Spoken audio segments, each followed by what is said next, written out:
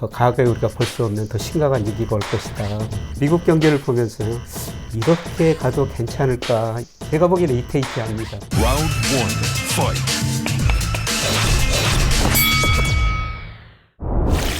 안녕하세요. 박종훈의 경제한방입니다. 이 2001년 9.11 테러 때 주가가 폭락을 했거나 아니면 2020년에 이 위기를 쪽집게처럼 맞춰서 유명하신 분이죠. 바로 김영익 서강대 경제대학원 겸임 교수님 모셨습니다. 안녕하세요. 네, 안녕하십니까. 많은 전문가들이 사실은 이제 주가가 계속 오른다고 할 때 김영익 교수님은 사실은 이제 좀 하락 쪽으로 보셨단 말이죠. 근데 실제로는 뭐 어쨌든 상승을 좀 했기 때문에 전망하셨던 거하고 지금 이 현재 주가하고 어떻게 보시는지가 좀 궁금해지는데요. 네, 올해 제가 주가 전망하면서 뭐 상반기는 상승, 네. 그다음에 3분기 조정, 4분기 상승할 것이다. 이런 말씀을 드렸었어요. 네. 네, 그런데 물론 제가 전망한 것보다 수준은 훨씬 더 높거든요. 네. 그런데 제가 생각보다 수준이 높은 거는 제가 미국 금리가 좀 10년 국채 수익률 한 2% 정도까지 오를 것이다. 네. 그렇게 전망했는데 뭐 금리가 많이 떨어지다 보니까 제가 예상한 것보다 수준은 훨씬 더 높았던 것 같습니다. 네. 하반기에 원래 하락할 것, 더군다나 그 상당히 위기에 비슷할 정도로 좀 많이 하락할 거라고 좀 보셨잖아요. 올해가 아니고요. 아, 네. 내년 하반기쯤이라고 계속 말씀드리고 있습니다. 아, 그렇습니까? 예, 저는 뭐 내년 하반기에 위기가 한번 올 거라 이렇게 계속 전망하고 있는데요. 네. 그 충격은 상당히 클 거라고 생각하고 있습니다. 아, 그 이유는 그 두 가지인데요. 네. 금융 불균형 문제에서 한국에서 계속 이야기하고 있지 않습니까? 네. 우리나라뿐만 아니라 전 세계 부채가 너무 많아졌어요. 네. 뭐 미국은 정부 부실해졌고 중국 기업 부실해졌고 우리나라는 뭐 가계 부실해졌고 그리고 각종 자산 가격에 저는 거품이 발생했다고 생각하거든요. 네. 금리 지금 적정 수준에 비해서 너무 낮죠. 그러다 보니까 주식 가격, 부동산 가격은 너무 높아요. 이 자산 가격 거품이 발생했기 때문에 이런 부채 문제 터지고 자산 가격 거품 붕괴되면은 위기는 더 과거에 우리가 볼 수 없는 더 심각한 위기가 올 것이다. 저는 이렇게 보고 있습니다. 네. 근데 또 한편으로는 시장에서 계속 믿는 게 있잖아요. 아니 그렇게 위기가 오면 설마 미국의 연준이 가만히 있을까? 연준에서 지금까지도 계속해서 위기가 올 때마다 시장을 떠받쳐 왔는데 22년 말에도 혹시 위기가 오면 연준이 또 시장을 살려주지 않을까 하는 생각을 갖고 있는 것 같더라고요. 연준의 신뢰가 굉장히 강한 것 같습니다. 네. 사실 지금 금리가 올해 미국 경제 성장이 물가 오르니까 금리가 많이 올라야 되거든요. 네. 그런데 연준이 계속 그 미국 국채를 사주고 있지 않습니까? 2007년에 미 연준이 가지고 있는 미 국채 비중이 한 4.4%인데요. 올 1분기 보니까 19%가 넘었더라고요. 그래서 또 위기가 오면은 연준이 또 국채를 사주고 돈을 풀면서 문제가 없을 것이다. 이렇게 생각하실 수도 있는데요. 그러기에는 저는 재정이나 통화정책에 이번 위기가 오면 한계가 있을 거라고 보고 있거든요. 정부가 부실해졌기 때문에 미국 연방정부 부채가 지금 GDP 대비 120%가 넘었지 않습니까? 그리고 미국 가계 기업 부채가 과거보다 높은 수준이에요. 가계 기업이 부실해졌기 때문에 금리를 지금 더 내릴 여지도 없지만 돈 풀어도 가계 소비, 기업 투자가 별로 안 늘어나리라고 보고 있거든요. 그래서 재정정책, 통화정책 앞으로는 상당히 한계가 있을 것이다. 그래서 과거와는 좀 달리 생각해야 되는 시기가 오지 않을까 그런 생각을 합니다. 2022년, 23년에 이제 미국에서도 보니까 이제 저명한 분들이 이제 위기를 걱정하시는 분들이 점점 늘어나면서 두 쪽으로 갈라지더라고요. 하나는 인플레이션이 오고 위기가 오는 그런 걱정을 하신 분들하고 디플레이션형으로 일본형 불황이 올 거라고 생각하시는 분들하고 양쪽으로 좀 갈라져 있는 느낌인데 만약에 2022년에 이제 혹시 말에 감당할 수 없는 그런 어떤 상황이 온다면 그게 인플레이션형으로 보시는지 아니면 디플레이션형으로 보시는지가 궁금해요. 저는 스태그플레이션형이라고 단기적으로 보고 있는데요. 네. 내년 상반기까지는 인플레이션이라고 보고 있습니다. 아, 네. 미국 소비자 물가가 이제 6월까지 기저효과로 많이 올랐지만 아마 7월부터는 상승률이 좀 낮아질 거예요. 네. 그럼에도 불구하고 뭐 내년 상반기까지는 4%를 넘을 거라고 보고 있고요. 그 다음에 근원 물가라고 그러죠. 이게 제가 모델로 예측해 보면은 계속 4 내지 4.5% 나오거든요. 그래서 내년 상반기까지는 인플레가 미국 경제에서 문제가 될 것이다. 그런데 금리 또 다른 측면 보면은 미국과 실질 금리가 최근에 큰 폭 마이너스거든요. 네. 예를 들어서 실질 금리는 어떤 기준으로 따라 다르지만 미국 10년 국채 수익률 가지고 해보면요. 지난 6월 달에 3.8% 9% 마이너스였습니다. 네. 이게 1980년 이후 처음이었거든요. 그런데 실질 금리는 사실 실질 경제 성장률을 미리서 예측한다 해도 과언이 아니거든요. 근데 과거 보면은 미국의 실질 금리가 마이너스로 전환되고 뭐 2분기 혹은 7분기 후에 시차는 다르지만은 미국 경제가 침체에 빠졌거든요. 네. 그래서 지금 실질 금리는 앞으로 내년 하반기 혹은 2023년 미국 경제가 마이너스 성장률을 하리라고 보고 있습니다. 네. 네, 그래서 물가는 높은 수준 유지하고 내년 하반기부터는 미국 경제가 저는 침체에 빠지라고 보고 있기 때문에 네. 스태그플레이션이고요. 그 이후로는 또 디플레이션을 이야기해도 괜찮을 것 같습니다. 아, 그 이후라는 건 23년 예, 이후를 말씀하시는 거군요. 2023년 이후로는요. 네. 예. 자, 그러면 지금까지는 그런 어떤 뭐 디플레이션이 오든지 하여튼 인플레이션이 오든지 하여튼 미국 정부에서 재정 정책을 쓰고 돈을 자꾸만 이렇게 뿌리니까 예. 그 돈으로 사람들이 돈을 받은 다음에 뭐 예를 들어서 로빈후드 앱을 이용한다든가 예. 뭐 그런 식으로 해서 주식 투자를 사람들이 자꾸만 늘려왔단 말이죠. 예. 그런 게 앞으로는 조금 어려워질 거라고 보시는 건가요? 예, 그렇습니다. 사실 미국 경제가 어려워질 때 작년 3월 달에 주고 올 3월에도 미국 정부가 가계한테 돈을 많이 줬습니까? 네. 그래서 미국의 실질 가처분 소득이 많이 올라갔어요. 예, 미국 사람들이 그걸 가지고 소비를 많이 하고 주식 투자도 많이 했죠. 네. 그래서 미국 소비 형태 보면요. 작년에 집에 있다 보니까 내구재를 많이 샀어요. 네. 뭐 가전제품 바꾸고 컴퓨터 바꿨죠. 예, 그리고 올해 들어와서는 준내구재, 신발도 사고 옷도 사고 그랬거든요. 아, 네. 예, 그리고 최근에 보면은 미국 소비가 내구재가 한 12%, 준내구재가 한 23%, 서비스 소비가 65%거든요. 네. 예, 코로나가 진정되다 보니까 서비스 소비가 늘면서 이 경제가 많이 회복되고 있어요.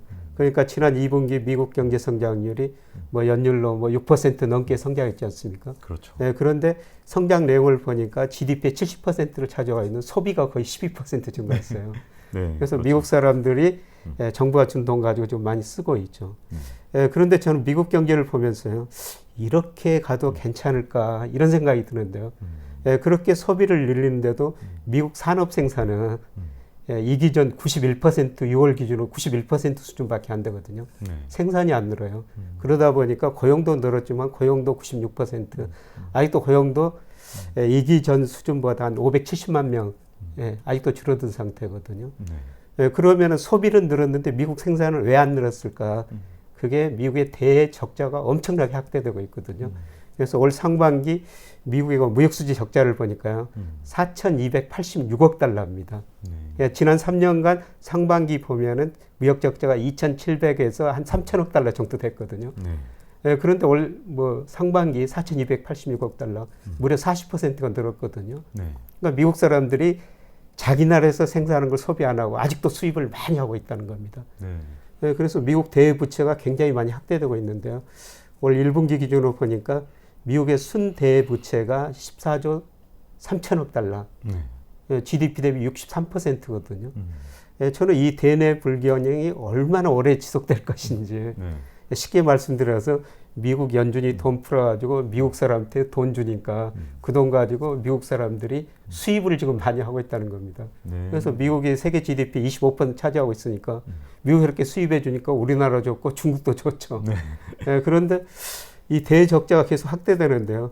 미국이 이렇게 대적자가 확대돼도 그동안 견딜 수 있었던 것은 우리나라 뭐 서학개미라고 그래가지고 미국서 수출해가지고 돈 벌어가지고 그 돈을 다 미국 주식 사주고 있거든요. 우리나라 사람들이 참 많이 사셨죠. 네. 그래서 주식 뭐 채권 보니까 미국이 순대부채가 한 10조 달러 정도 되고요. 네. 또 우리 기업들이 지금 미국에 투자 많이 하고 있지 않습니까? 그렇죠. 거기서도 대부채가 계속 늘어나고 있어요. 그래서 이걸 저는 미국 경제 불균형이라고 그러는데 이게 얼마나 지속될 것인지. 그 불균형은 이제 언젠가는 무너지기 마련인 건 지금까지 이제 수많은 경제 위기들을 보면 언젠가는 확실히 무너지는데 문제는 이 불균형이 의외로 좀 오래 지속되면서 계속해서 자산 가격을 떠받친 적이 좀 있었잖아요. 이게 이번에는 좀 정말 어떻게 보면 한계에 다다랐다 이렇게 보시는 건가요? 지금 한계에 다다라 가고 있다는 그런 생각이 들고요. 제가 그 자문회사 했을 때 2011년 그 S&P가 미국 국가 신용등급을 낮춘 적이 있거든요. 트리플 A에서 AA 플러스로 낮췄어요. 그때 미국 주가 뭐 14%, 우리 주가도 20%가량 떨어진 적이 있어요. 그때 저희 고객 한 분이 뭐 저희가 운영한 건 아니지만 다른 데도 선물 투자를 맡겨가지고 500억 정도를 손실 본 적이 있었거든요. 네. 예, 저는 지금 미국 신용 등급 제가 보기에는 이태이태합니다. 네. 예. 지금 피치가 미국의 신용 등급을 AA에서 저 마이너스로 네. 앞으로 저 불안정으로 지금 전망해 놨거든요. 2011년에는 S&P가 신용 등급을 내렸는데 저는 조만간 피치가 신용 등급을 낮추지 않을까. 지금 부정적으로 전망해 놨으니까. 네네. 예, 저는 이런 미국 그 대불균형 생각하면 이것도 충분히 가능한 일이라고 생각하고 있거든요. 네, 그렇군요. 김영익 교수님께서 이렇게 경제를 전망하거나 주가를 전망하실 때 어떤 근거로 이렇게 좀 전망을 하실까 궁금해하시는 분들이 많을 것 같은데 최근에 내신 책 그레이트 레셋을 보면 여기에 좀 간단하게 적어놓으셨더라고요. 예. 어떤 방식으로 이렇게 미래 주가를 좀 보시는지 좀 궁금해하시는 분들을 위해서 좀 설명해 주신다면요. 예, 사실 미래를 전망하기는 굉장히 어려운데요. 네. 예, 제가 했던 거는 주가에 선행하는 변수를 찾거든요. 네. 그래서 초기에 그 2000년 9.11, 9.12 테러 이야기하셨습니다만은 예, 그때는 경상수지와 국제유가가 우리 주가에 선행했었어요. 네. 그래서 국제유가하고 경상수지에 적당한 표준화를 시켜가지고 가중치를 둬가지고 주가 에거지표라는 걸 만들었고요. 예, 그리고 뭐 2019년에도 작년 상반기에 미국 경제 굉장히 어려워질 것이다, 세계 경제 어려워질 것이다.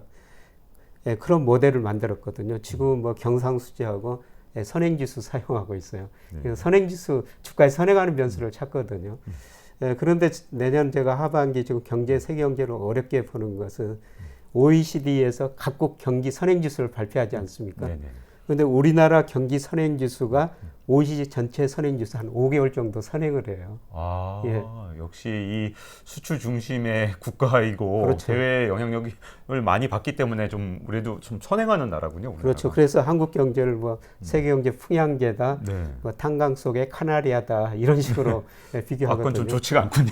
그 얘기인데. 우리나라 선행지수, OECD 선행지수 선행하는 게 우리나라 장단기 금리 차거든요. 네. 장단기 금리 차는 건 10년 국제 수익률, 1년 국제 수익률 차이인데요. 그게 5월을 정점으로 6월, 7월 지금 꺾이고 있어요. 네. 예, 그런데 이게 우리나라 선행지수 한 2개월, 3개월 정도 선행하거든요. 저는 이걸로 미뤄봐서 우리나라 선행지수가 한 8월 전후로 해서 고점을 칠 것이다. 8월 전후로 예, 했어요. 그러면은 OECD 전체 선행지수는 아마 올 연말, 내년 초에 정점을 치고요. 예, 그리고 시차를 두고 경제가 나빠지니까 내년 상반기 지나가지고 하반기 무렵부터는 전 세계 경제가 예, 저는 수축 국면에 들어서리라고 보고 있거든요. 네. 예, 그러면 주가는 좀 미리서 좀 반응을 하겠죠. 네. 예.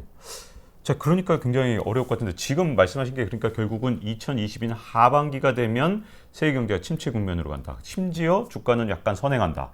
자, 그러면 21년 하반기의 투자 전략은 어떻게 잡아가야 되는 건가요? 지금? 저 3분기 조정이라고 말씀드렸었는데요. 한 10% 안팎 조정이다 그러면 3,300까지 올라갔으니까 3,000 밑으로 떨어질 수 있다 그렇게 봤는데 지금 상당히 견조하게 견디고 있거든요. 네, 그런데 저는 앞으로 3분기 뭐 8월 중순, 9월 초가 가지고 뭐 이런 모습이 한 번 더 나타나려 보고 있고요. 뭐 4분기에는 약간 반등하리라고 보고 있습니다. 네, 그렇다고 이게 추세적인 반등이 아니고요. 뭐 3,000에서 저는 3,300 뭐 전고점 계속 박스권을 보이다가 내년 1, 4분기까지도 그런 모습 보이다가 2분기부터는 저는 본격적으로 전 세계 주가가 하반기, 내년 하반기 경기 침체를 반영해가지고 많이 떨어지리라고 보고 있거든요. 그래서 지금은 저는 박스권 장세다. 3,000에서 뭐 한 3,300 정도 이렇게 지금 내다보고 있습니다.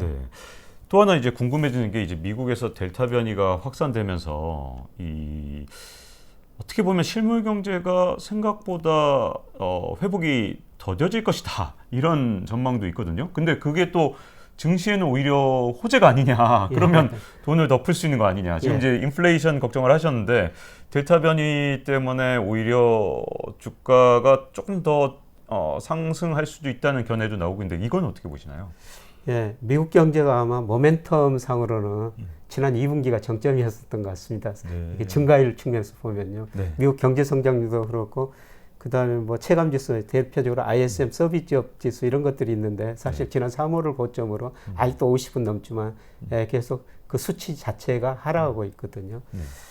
그리고 고용도 뭐 지난 7월 달에는 전문가들 예상보다 좀 높은 94만 개 정도 나왔죠. 네, 잘 나왔더라고요. 그런데 미국 고용 보면은 85%가 서비스업이니까 네. 좀 코로나가 진정되면서 서비스업 쪽에서 고용이 많이 늘어났습니다.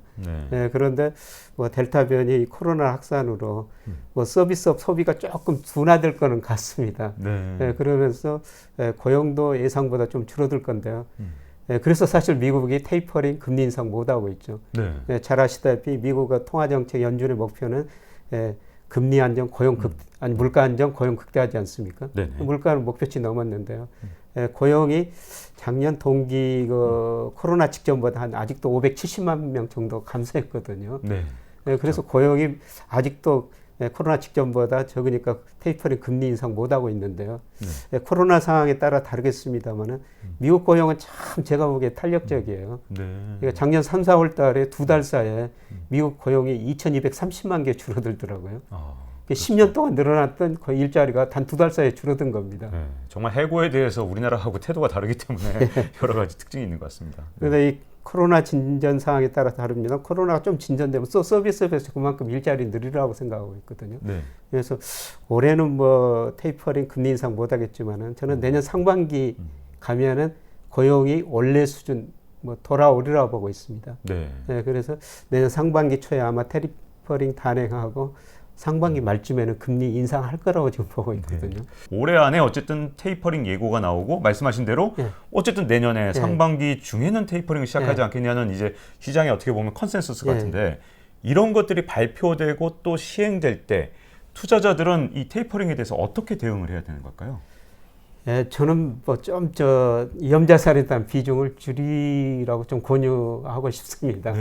왜냐하면은 미국 주가가 저평가됐으면은 그냥 테이퍼링 해도 주가가 많이 안 떨어지고 오를 수가 있거든요. 네, 원래 이 테이퍼링 기간 동안에도 주가가 계속 올랐다 이렇게 얘기하면서 2013년, 14년 얘기를 하시는 분들이 있거든요. 그때는 주가가 그렇게 가대평가됐지는 않았어요. 그런데 제가 보면은 모든 지표에 비해서 제가 판단하는 기준으로 미국 주가가 가대평가됐거든요. 예를 들어서 대표적으로 버핏 지수라고 그러는데요.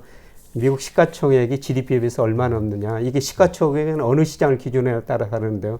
미국 자금 순환 모든 주식 시장 기준으로 하면은 지난 1분기 보니까 318%입니다. 네. 2000년 IT 거품 붕괴 직전에 200%였고요. 네. 그러니까 318%는 엄청 높은 거죠. 그러네요. 그다음에 뭐 PER, 그다음에 토빈 Q, 네. 뭐 이런 지표도 과거 평균에 비해서 2배 이상 높고요. 네네. 그다음에 미국 사람들이 돈을 빌려가지고 엄청 주식을 삽니다. 뭐 신용융자라고 우리가 그러는데요. 그걸 보면 8천억 달러가 넘어섰고요. 최근 급증하고 있거든요. 그리고 제가 가장 중요하게 보는 지표 중 하나는 미국 가계 금융자산 중에서 주식 비중이 얼마인가. 지난 1분기 기준으로 보니까 52%예요. 우와, 진짜 엄청나게 주식에 많이 투자하고 있군요. 역사상 최고치거든요. 근데 2000년 IT 거품 붕괴 직전에 한 49%, 그 다음에 2007년 글로벌 금융위기 직전까지도 한 49%, 50% 근접하고 주가가 폭락했었거든요. 근데 지금 52%라는 거는 양적으로는 미국 사람들이 그만큼 주식을 많이 샀다는 거고요. 또 다른 측면에서는 가격 측면에서 보면 미국 주가가 많이 올랐다는 거거든요. 저는 이런 지표를 볼 때 미국 주가가 거품령에 들어섰다. 그래서 테이퍼링 하면은 과거와는 달리 영향이 클 것이다. 이렇게 지금 보고 있습니다. 자, 이렇게 김영익 교수님과 함께 현재 글로벌 경제 상황을 좀 짚어봤는데요. 다음 편에서는 좀 더 구체적인 투자 전략에 대해서 좀 더 집중적으로 좀 들어갈까 합니다. 다음 편도 기대해 주시고요. 잊지 말고 좋아요, 구독 꼭 눌러주시고 다음 시간에 뵙도록 하겠습니다. 바락 베팅에서 실패했다 이런 분들도 굉장히 많은데 5% 손해를 보면은 제 모델이 잘못됐구나. 손실을 처리해버립니다. 모든 자산가의 거품이니까 이게 붕괴될 때 얼마든지 싸게 살 수 있으니까. Round 1, fight.